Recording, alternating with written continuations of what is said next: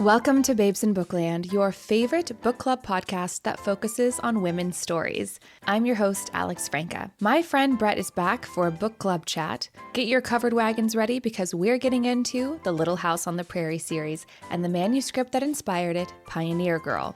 We'll talk about why Brett loved the series to begin with, how we feel about it in a modern setting, our thoughts on the original TV adaptation, and more. And of course, we're bringing in this year's buzziest book, You Love It or You Hate It, Yesteryear, by Caro Claire Burke.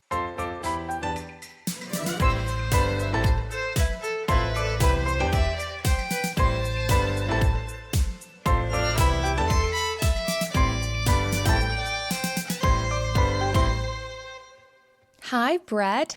Hi, Alex. Thank you so much for joining me for another episode of Babes in Bookland. Tell me how and when you first discovered Little House on the Prairie and what did it mean to you? We read Little House in the Big Woods as a class. I don't know if this was like regular curriculum or if it was just something that my particular teacher attached to, but we had like an entire phase of the year which was centered around the Prairie days. I don't believe I finished it because I kind of got either, reading like fatigued or just bored by the stories that were after, when she's more of a teenager. And also keep in mind, like a teenager at that time was really like an adult. So when she was adulting, I was like not into it. I would reread the earlier stuff.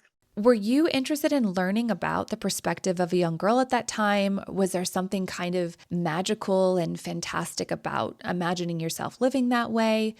Good question. I think it was probably a combination of things. So firstly, like kind of coming from like a rural westerny town, and we own a ranch. And so like I've spent time on the ranch. Like I'm by no means like a cattle rancher, but I also was raising animals for 4-H at the time. I guess it was kind of like a culmination. Like I was into history and literature. English and history have always been my favorite topics. So I think it just like struck my interests at the right time and was definitely romanticized for me in the sense that like, even though it was kind of boring and a lot of work, I attached to it a little more than say like the missions. Like in California, we do a whole, the Catholic mission. Why is it your Roman Empire? Well, so I'm being analogous and saying that like for girls, our Roman Empire is like pioneer days, at least as Americans, because it was such a turning point. And it was like women did really hard work, and like we're not the ones getting the credit for it, which makes this trad wife movement so fascinating to me. And I thought Yesteryear was genius, and I cannot wait to hear your thoughts. Did you read it, by the way? I listened to it.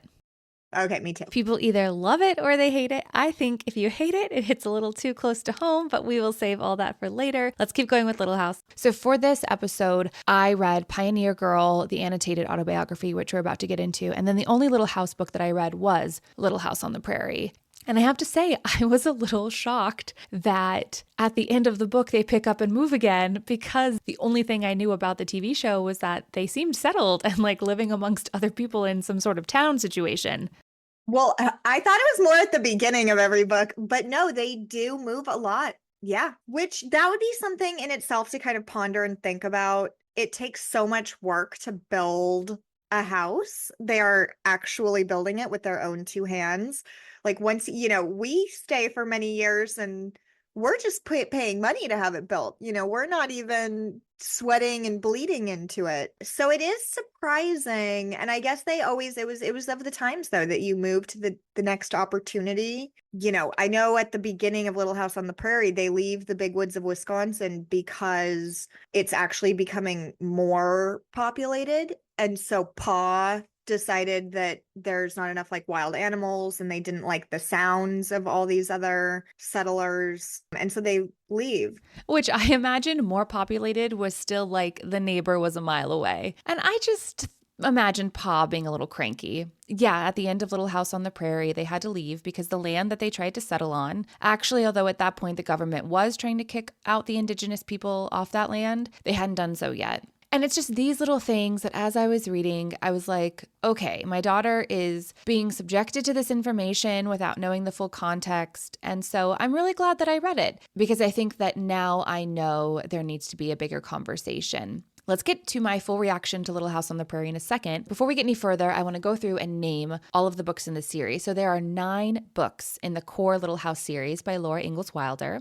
The first 8 were published during her lifetime, while the 9th book was published posthumously, and they've sold over 73 million copies worldwide. And it's been translated into more than 40 languages. So there's Little House in the Big Woods. This is praised as a, quote, warm and cozy hug by the readers of Reddit, filled with fascinating descriptions of daily survival and frontier tradition. Next up is Farmer Boy. This follows Laura's future husband's childhood, which is, I think, an interesting detour. Then there's Little House on the Prairie, where the line, "The only good Indian is a dead Indian," is written. Next is On the Banks of Plum Creek. It's a Newbery Honor-winning book and action-packed, followed by The Shores of Silver Lake. This follows the family's move to the Dakota Territory. Then there's The Long Winter, their survival of a brutal winter in Dakota Territory. Next, there's Little Town on the Prairie. Laura grows up and earns her teaching certificate. These Happy Golden Years details Laura's teaching career and her marriage to Almanzo Wilder. And then The First 4 Years. This is the one that's published posthumously. And this chronicles the early struggles of Laura and Almanzo's marriage.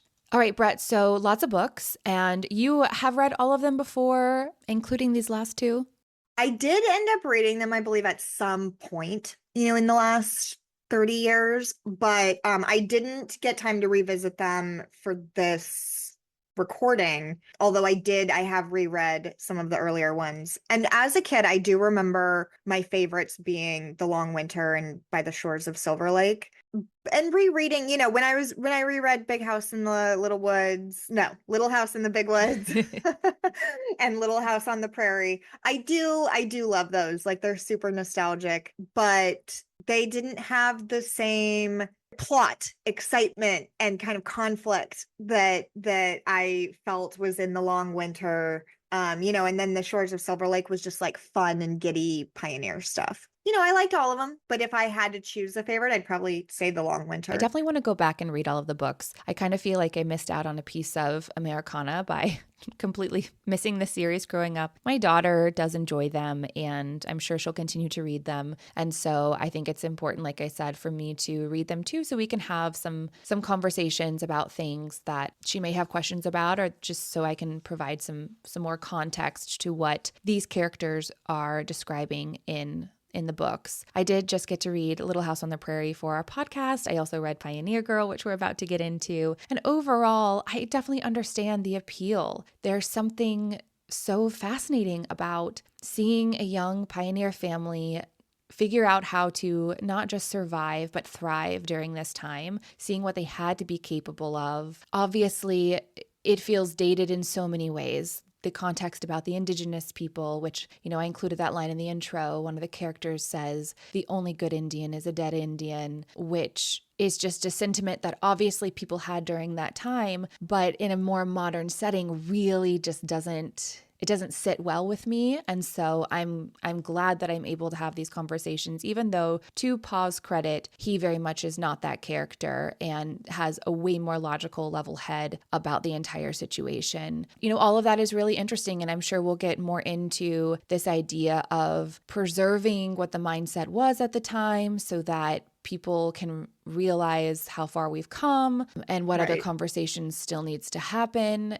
I also feel like Ma was doing a lot of stuff and not getting a lot of recognition. Again, this is very indicative of how women were treated at the time and what their expectations were. There was a lot of good children do not speak until spoken to. And there were a lot of times where Laura held herself back because she wanted to be a good girl. Those just aren't messages that I want my daughter to internalize in any way. I'm not saying I don't think she should read these books or that these books should be pulled from the shelves or anything. I just think that context is really important here. I think you just want to make sure that if your children have questions about what they're reading, you've also read it so that you know what those conversations are that need to happen. Right.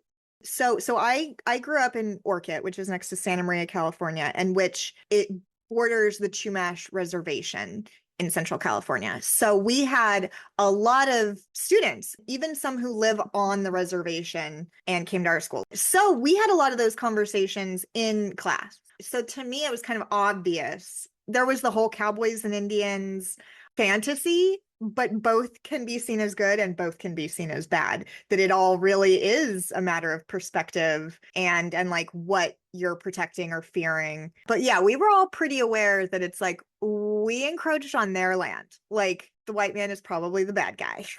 Yeah, maybe first grade is a little early for her to have read this. Looking back, she was trying to get some AR points, and these are high AR point books. And I don't want it to seem like I'm just completely dogging on Little House on the Prairie, because there were some really fascinating parts, like Pa building this house with his own two hands. And it reminded me not to take things for granted, like the white sugar in my cabinet. There are a lot of positive parts of this story as well. I do get why it is so beloved.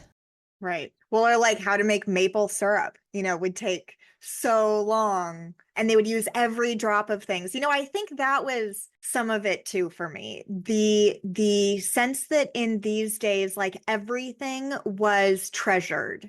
Every part of the animal, that you killed is used, and every part of like the tree that you cut down. Yes, exactly. So I don't know. So there's something that I was drawn to about that. And like, by no means am I a hippie, at all. And I don't do any of that now. So it's like, even though I was like, I found these things to be very like respectable and romantic and awesome, and would even like play that way as a kid. Like we would, play house as if we're pioneers and all of these. And I played American Girl dolls and all that. But like, and so now it's not like I live that way, but there's something that I do think is really valuable about reminding ourselves about that. And certainly, like, I know how bad consumerism is, both for our environment and like our souls.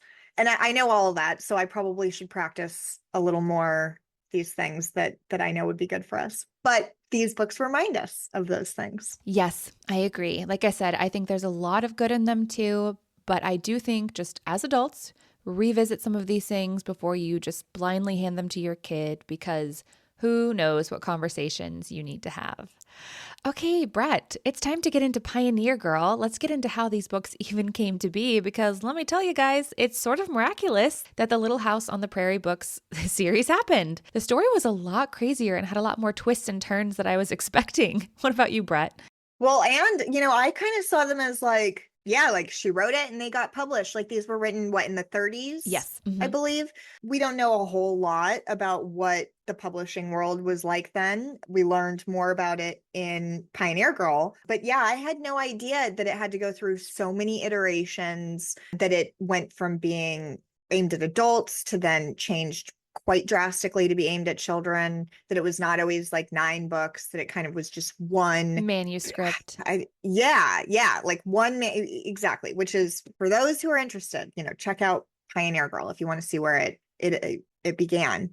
'Tis a fascinating story, Brett. Let me just pull out my fiddle and let's tell the tale.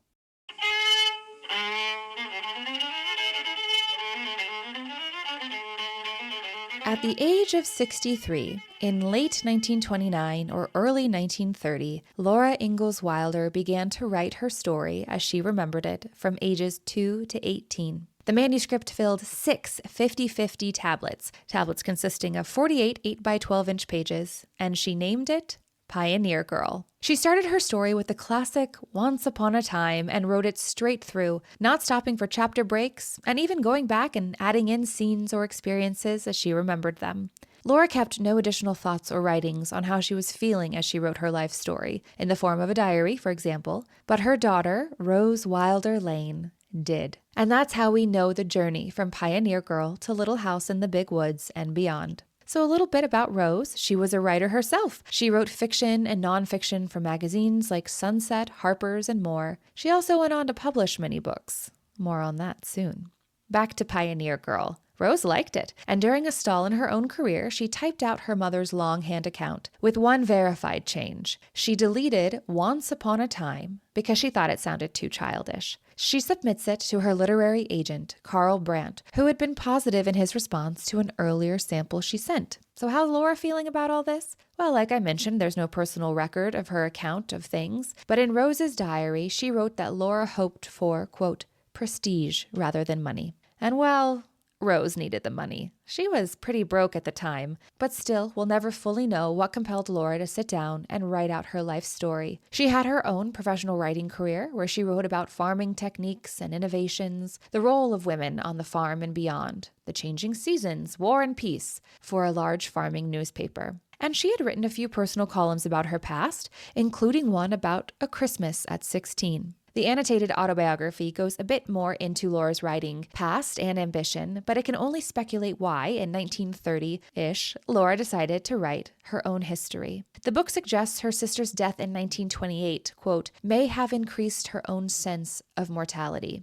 After an especially long wait, Caro Brandt passes on Pioneer Girl. Rose decides then that it needs a major overhaul and edit to become sellable. She sort of puts all of her eggs into this basket. Like I said, her own career is at a stall, and, well, it's 1930, a year into the Great Depression. In her diary, she does write that she is depressed and worried about money. So Rose retained the meat of the story, but she cut away sections that she deemed too childish and included section breaks between key scenes, and introduces new material, most notably a chilling episode about the Ingalls family's brush with the notorious Bender family in southeastern Kansas. The Benders were accused of mass murder on the Kansas frontier in the 1870s, and their case was never fully resolved. In fact, the Benders were never arrested or charged for their crimes. But the truth is, the Ingalls and the Benders never crossed paths. The Ingalls had already moved on to Wisconsin when the Benders were in Kansas. So Rose is adding in things that aren't true in an attempt to sensationalize Laura's story to heighten its mass market appeal. And this is what Rose has always done. She had built her professional career by fictionalizing what she published as nonfiction. Yikes. But as we've established, she's a bit more desperate to sell this. But then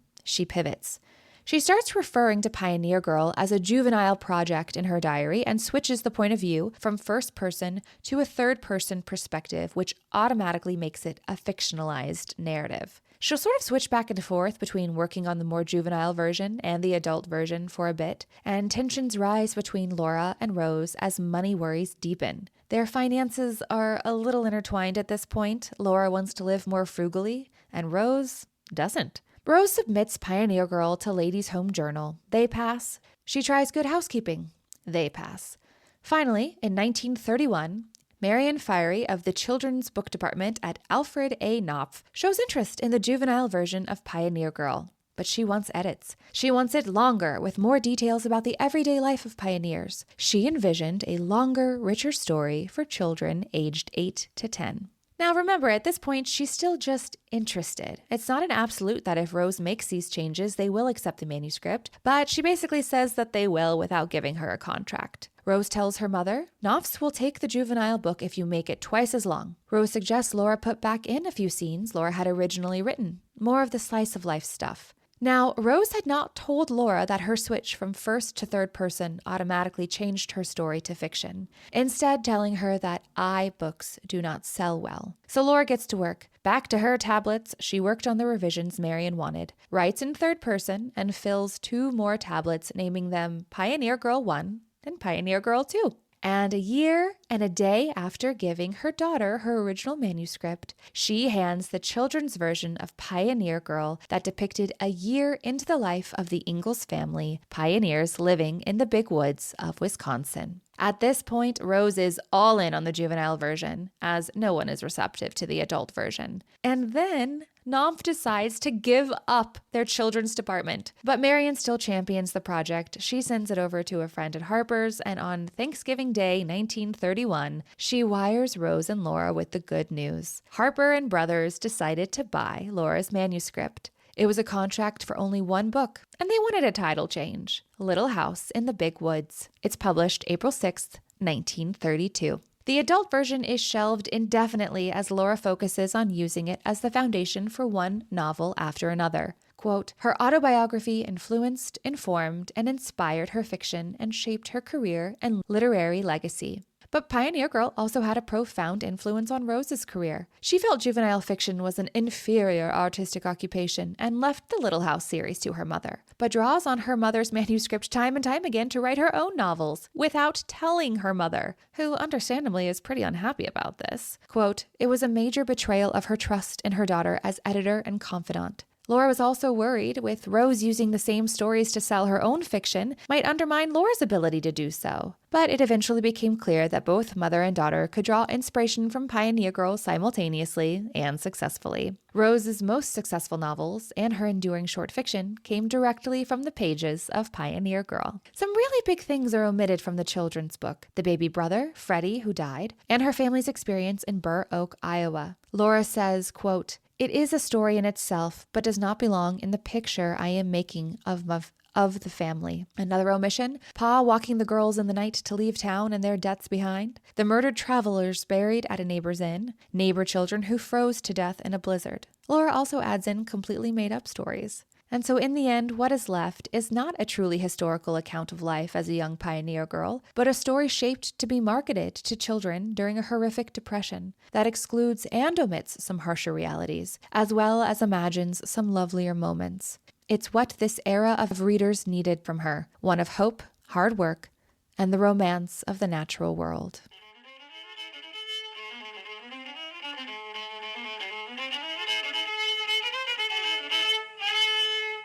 You know, after reading the annotated autobiography, I think the most shocking part was the relationship between Laura and her daughter Rose.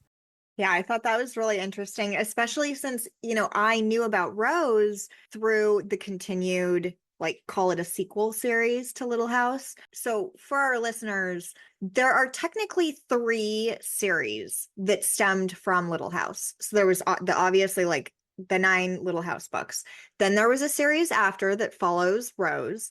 And they also published a series that would be the prequel ones that follow her mother, Caroline. Oh, wow. I had no idea, but I'm assuming they were not written by anyone in Laura Ingalls Wilder's family.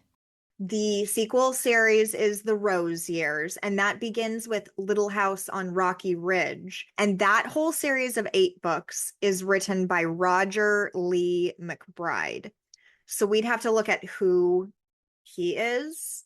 And the Caroline Years are written by Maria D. Wilkes and Celia Wilkins. I have not done the research to be able to tell you what is their relationship to Laura Ingalls Wilder and how they know all these stories. But as we learn in Pioneer Girl, there was very limited, there was not a lot of material, of source material to write these from, as I now understand from Pioneer Girl. Was that kind of your take? That it really existed mostly in Laura's memory, and she had very little to go off of. Yeah, she just sat down and started writing. And then when she was told you need to add more, she did, but she also filled in some gaps with her imagination, was my takeaway. And thank goodness Rose had her diary. And that's really what the editors of Pioneer Girl went through to sort of, from Rose's point of view, figure out the storyline of how Little House came to be. I wonder why she didn't decide to write her own life story. Exactly, which is odd. And the Caroline, but what now I'm kind of deducing is that the Caroline Years, which are the prequel, may be heavily fictionalized. I feel like they have to be. Because otherwise, Laura would have written them. And as we've learned in this autobiography, there wasn't a lot.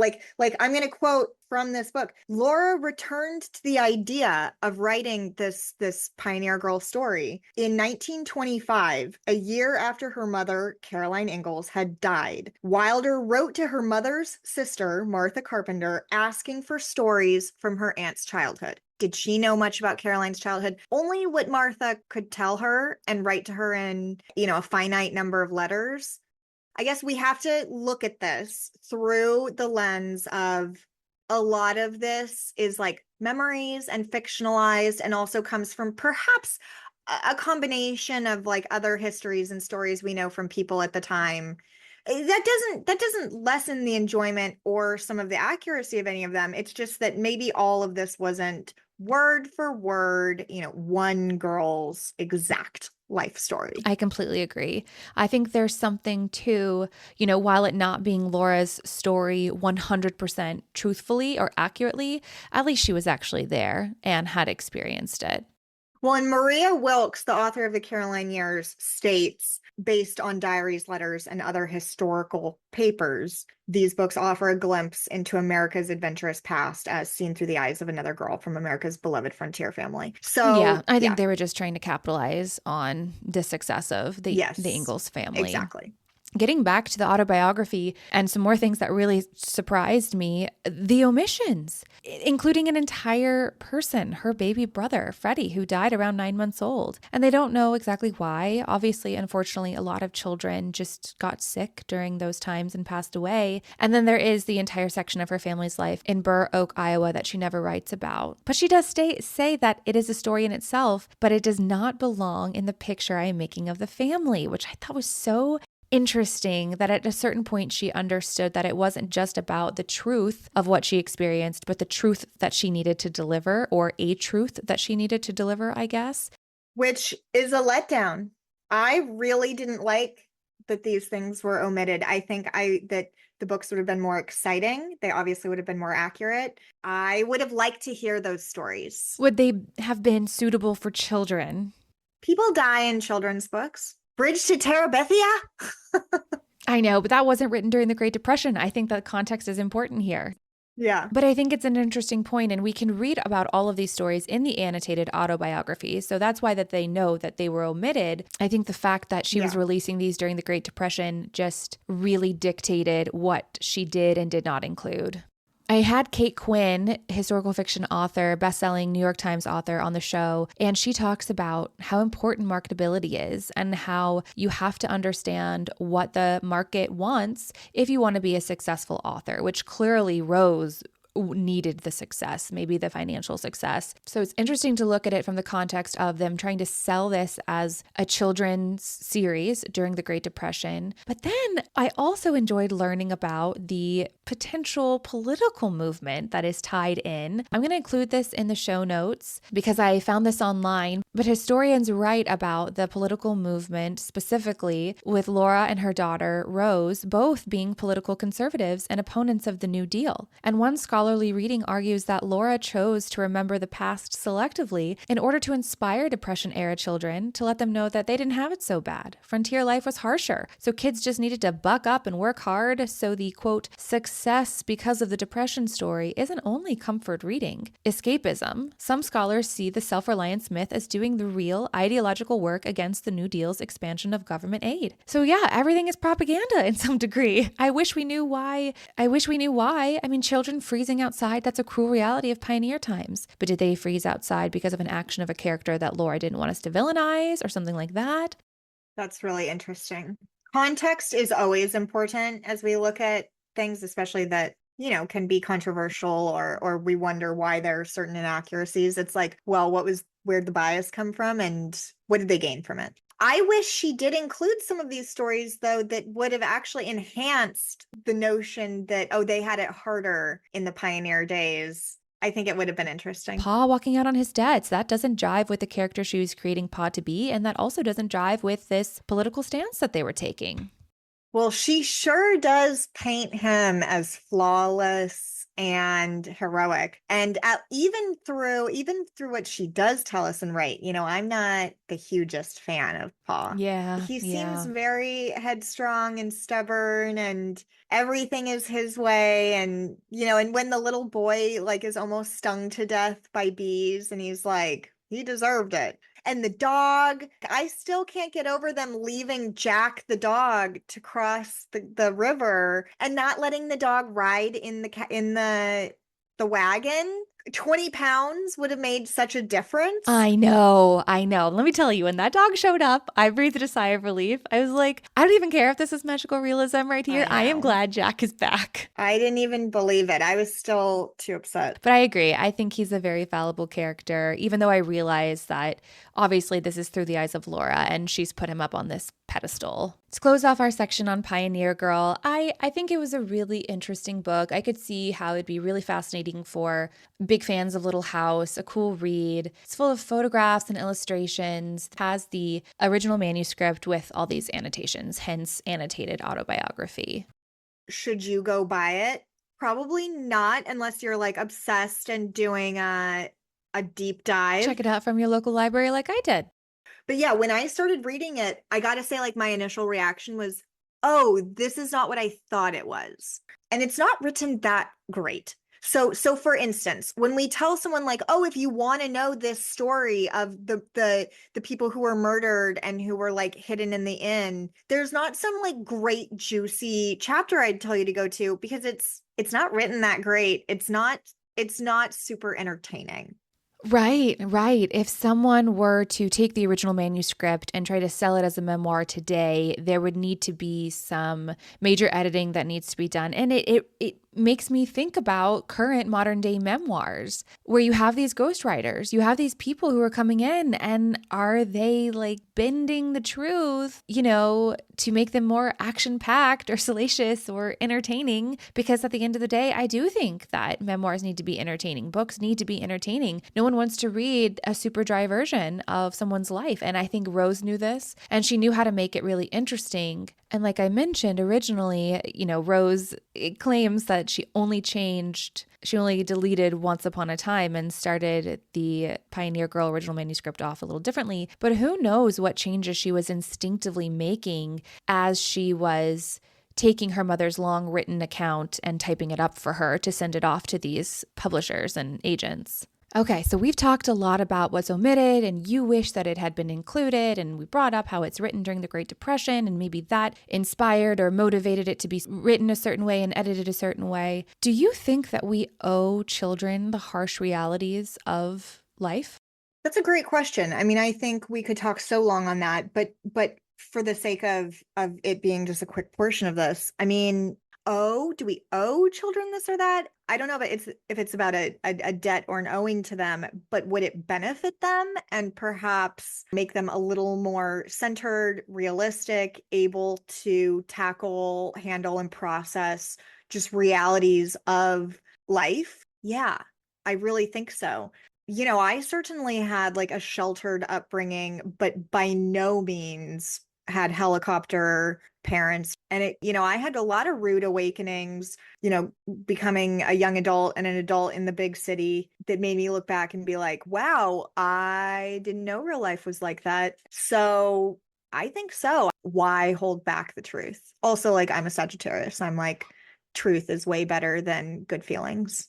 So I agree with a lot of what you said. I do disagree. Like, I think as a parent, there's a fine line between wanting to give your kid a childhood and trying to keep that idea of joy and optimism and innocence as long as you can. Because I think you can still build resiliency. You don't have to be like, life is tough, kids, suck it up, it's not fair. I think that everything's a balance. Yeah. I know, especially with my daughter, there's already been instances where like we've been able to point out, life is not fair. It's not about what happens to you, it's your reaction to it. And I think that's a good way of validating her feelings and her experiences, and also teaching her how to respond. Because I think we're on the tail end of a generation. We've seen generations above us who, because maybe they were never taught to deal and emotionally regulate their feelings, they were encouraged to ignore them. We're seeing that just because you ignore something doesn't mean it's not affecting you, and it doesn't go away. Do I think that some people overprotect their children? Sure. Do I think that there are people who are too cruel with their children or expect maturity way too early?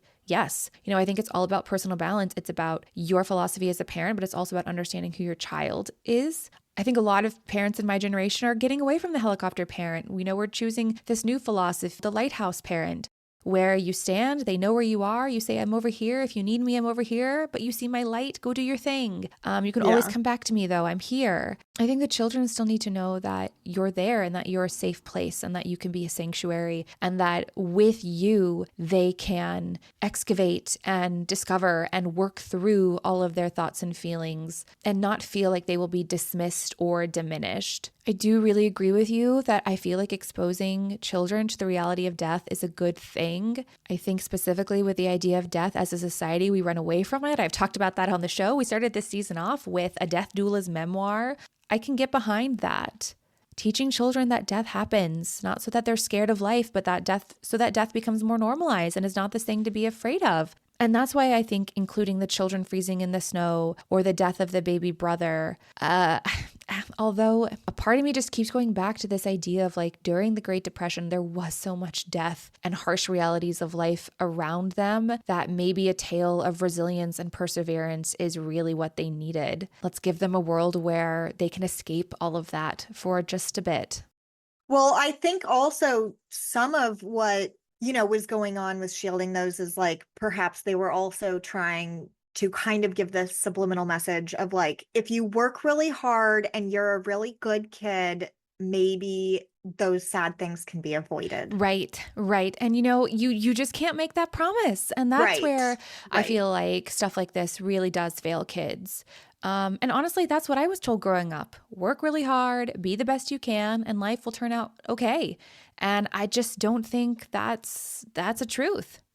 I completely agree. That's been both our experience, and the promise of work hard, do everything you need to do to get into college, go to college and succeed and graduate. And then like you will have earned your good life with plenty of money, with a happy family. And it's like, oh, that's actually not promised and how it works. But that is also what leads me to why I'm like, why are we so worried about kids' feelings on everything? I don't know. Or our own feelings. You might feel differently when it's your own kid and it's their feelings and your heart breaks. But for me, it's just about building that resilience and that emotional IQ and teaching them emotional regulation. Because I think the more that we teach people how to regulate their emotions, the less of these violent outbursts that we will have. And, there's just a whole different path. Right. That's all. I agree with all that. But like acknowledging, identifying, and handling should be our goal. Yeah, exactly. Acknowledging, which is very different than telling people, don't be sad, don't be angry.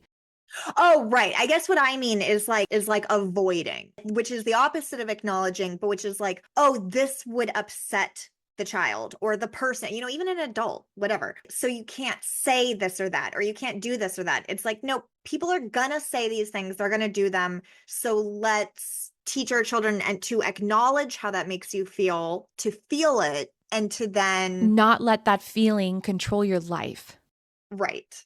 But not to like completely prevent exposure to these things at all, which is, circling back to like our question about, do we owe them the truth? Like, do we think that it was a good or a bad choice to omit these true parts of the story? I think it was a bad choice.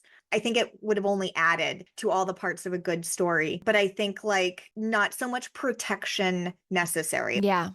Okay, let's pivot a little bit from what was omitted to what was included. The handling of the Ingalls family being on the Osage land, specifically in Little House on the Prairie. Like I said, at that point, they actually have no legal right to this land, though it does feel like Pa is maybe misunderstanding it in a way. It seemed like he was trying to beat a bunch of other settlers to that land, knowing that at any point the government was going to basically force the Osage people off of the land and just give it to the white people. Do you think that the book treats the family's removal at the end, where they have to just pack up and leave, as misfortune? I'm just curious how you feel like it's painting this historical moment. Do you remember your initial response to this part of the book? I don't remember initially attaching much feeling to it. Again, and like I had a friend who was Chumash and who had a lot of pride in her tribe. Perhaps I had the lens where I was like, no, they're right. It's their land.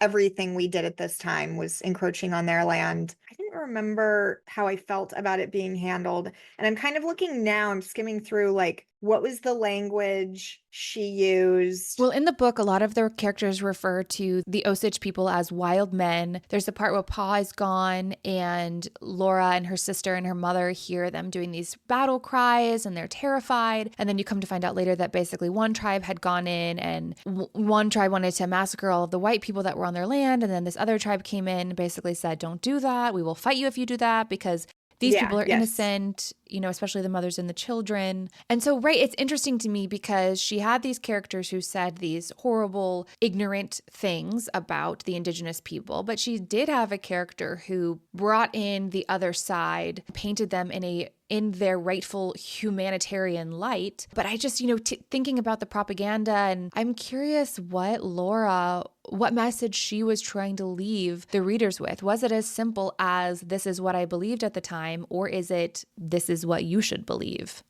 The pattern I always saw in these books was like life happened, or like, the harsh realities of the prairie happened, and so they had to move on. So I really read it as the Indians asking them to leave was just like another thing that happened that they had to deal with, and not really that they were villainized for doing so or not.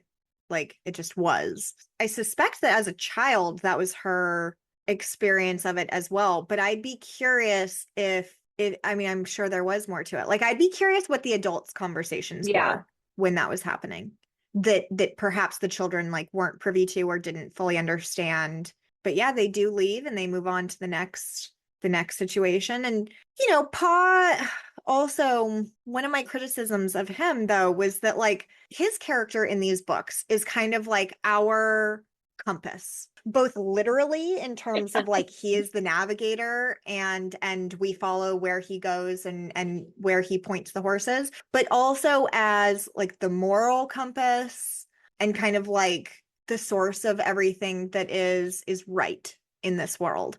And what we're able to kind of see as adults reading it is was he really this infallible character? Was he perhaps actually a bit irresponsible with how often they moved, where they settled, how these decisions were made? Was there, a bit of wanderlust?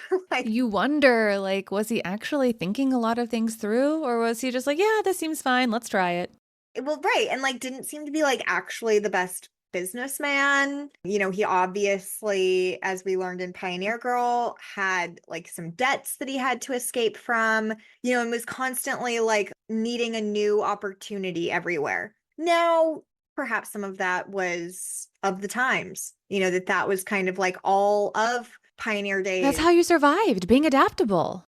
Right. And you moved on and you found every kind of skill that you could and trade with your neighbors and figure out your place in town and stuff. So I get that. But at the same time, I was kind of he never seemed to find his grand success. Now, that's also a reality of life. I got a little bit fatigued as an adult, with all of the Pa is so right, Pa is so perfect, Pa is so good, that I would have liked a little more reflection on that. Yes, everything we're talking about, it's making me realize why it worked so much better as a children's series, because it's written from the perspective of a little girl. And as an adult, Laura didn't have to go back and have these reflections that I think we look for when an adult is revisiting something from her past. And I know in modern memoir, that's where memoirs fall short for me, because I'm yeah, they just retold the story that they experienced as a kid. They're not telling me how it changed them and why they decided to include it in their memoir, Yeah. Okay, so before we continue, I want to talk a little bit about the history of the Osage people.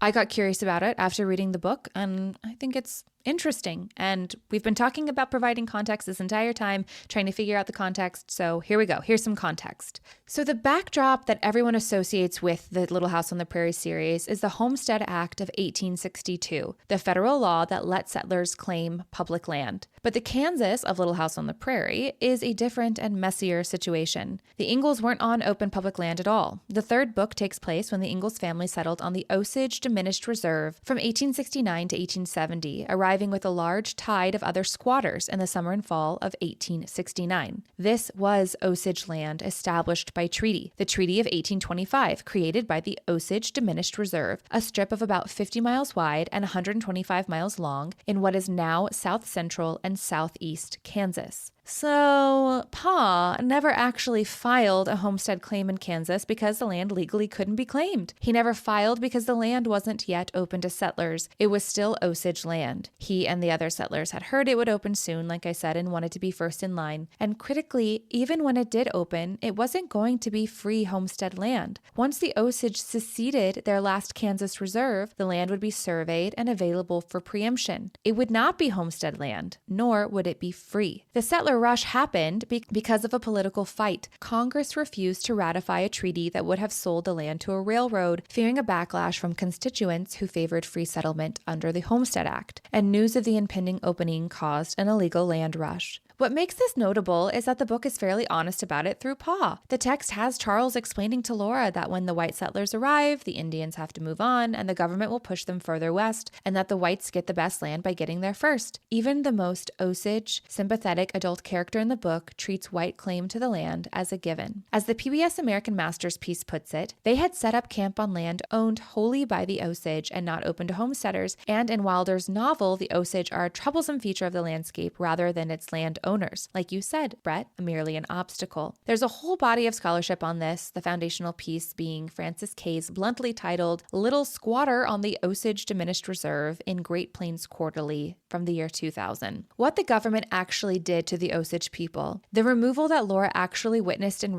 wrote about. While the Ingalls were squatting, the Osage were being pressured into giving up the last of their Kansas land, and the removal column passed right by the family. The Osages were led off of the reserve in the fall of 1870, and the route taken was in close proximity to where the Ingalls were living. The procession of the Osage riding west is one of the things many readers remember from the book. The trail they followed later became U.S. Route 75. The terms to get the Osage off the land were coercive and cheap. The Osage were paid $1.25 per acre, then bought their own new land in Oklahoma from their former enemies, the Cherokee. Now, here's what the cozy version of this story erases. According to documentation compiled by the Osage Nation, the removal happened amid a campaign of settler violence. In 1869, more than 500 families trespassed on the reservation and built cabins near the Indian camps, and white settlers committed ongoing outrages against the Osage, including killings, burnings, beatings, horse thefts, and grave robberies. The same source documents settlers taking possession of Osage cornfields, forbidding them from cutting firewood, and stealing their best horses by the dozens. Wilder's book shows the Osage as hungry, but never explains why, and I'll include all of these links in the show notes. After Kansas, the Osage relocated to what became Osage County, Oklahoma, and the land they'd been forced onto turned out to sit atop enormous oil reserves. The result was staggering wealth. The tribe was soon earning $10 to $30 million a year, and the common sentiment in the 1920s newspapers were that the Osage were the richest people per capita on Earth. Then the federal government stepped in. Many Osage were declared incompetent to manage their own affairs. White people were appointed as their guardians. Financial exploitation escalated into systematic murder. For example, William K. Hale urged his nephew Ernest Buckhart to marry Molly Kyle, a full-blooded Osage woman, and the men then began systemically murdering her family. The scale was enormous, the cover-ups extensive. The true scale of the Reign of Terror remains unknown, with many murders unsolved and others attributed to natural causes or accidents. This is the story David Grann tells in Killers of the Flower Moon, which later became a Martin Scorsese film starring Leonardo DiCaprio. Another great source to learn more about this is Caroline Fraser's Prairie Fires. Okay, so lots of history, like I said. I will link the sources to that research in our show notes. Obviously, Laura, the child, knew nothing about this. And you wonder how much Laura, the adult, did. Right. Well, and it was still, they were very much like the others, like there was us and there was them. And they were not definitely like portrayed or dug into as real people, real characters. They were another obstacle that was faced. They really like objectified these people, made them not true people that we get into their motivations and history. Yeah. Like I can see the criticism for that, but also that these are meant to be her memories, her perspective. And so that's what we're reading. And like there will be other memories and other perspectives published from a different point of view that perhaps is more compassionate and accurate, historically accurate, but these are hers. And I also think there's a value in being reminded that people thought this way. People believed this because that's what they were told. And I think there's this whole erasure that's happening where, it's like we've all moved on from that. And the truth is no, because people still believe that and teach their children this. Yeah, and that there's inherent bias as well. Or refuse to accept the truth, the part that our government had in systemically oppressing these people and more. And of course, the ripple effect that Indigenous people are still feeling today. My friend Priscilla and I talk a lot about that in our Crazy Brave episode by Joy Harjo. Okay, moving on to Ma and the portrayal of women in Little House on the Prairie. You've brought up that you did not really care for Pa. I completely agree. There was this idea of Pa's way or the highway, even though he would sort of turn to Ma and almost performatively ask for her blessing or her approval, knowing that she would never go against him. I mean, when he almost drowns his family in the river, I was like, this guy is not it. He is not it. And it just feels like this book really sanctifies Ma's sacrifice. Yeah, I would love to hear your thoughts on it. I mean, I think we are constantly bombarded with this concept that like a mother's role is sacrifice. Whether it's for her husband or for her children or for like society as a whole, and I think that is still very much like an underlying concept, and those like, because the mothers and the women who do just endure and sacrifice and like work themselves to the bone are the ones that were seen as like the good women. Like, how do you do it? And there is, a bit of a side eye towards those who don't, but I don't think it's celebrated enough. I think it's like this book shows how it's kind of like an expectation. Like if you do that, you're barely meeting expectations, right? Then like that you've gone above and beyond and should be thanked and celebrated for it and perhaps kind of seen as the most valuable member of the family. Like it very much makes Pa the most valuable player. And yeah, I did even as a kid though see like you do know like, oh wow, Ma does all this and she just, yeah, she really like goes with Pa's decision, huh? Because you do know like as a child, like it's not your place as a child to be weighing in on the decisions. You just do as you're told. So like we get that. But yeah, I do remember kind of questioning like, so Ma is fine with all this? We will never know.